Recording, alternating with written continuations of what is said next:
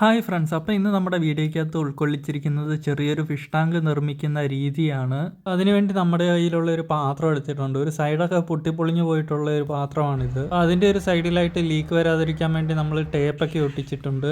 അതേപോലെ തന്നെ ഈ കാണുന്നത് എന്ന് പറയുന്നത് വാട്ടർ മൊസൈക്ക് എന്ന് പറയുന്ന ഒരു പ്ലാന്റ് ആണ്. അപ്പോൾ ഇതിനകത്ത് കുറേ അധികം അല്ലികളുണ്ട്. അപ്പോൾ അതിൽ നിന്ന് ഒരല്ലി മാത്രമാണ് നമ്മൾ പറിച്ചെടുക്കാൻ പോകുന്നത്. അപ്പോൾ ഈ ഒരു അല്ലി നമ്മളുടെ ഫിഷ് ടാങ്കിലേക്ക് സെറ്റ് ചെയ്യാൻ വേണ്ടിയിട്ടാണ് നമ്മൾ എടുക്കുന്നത്.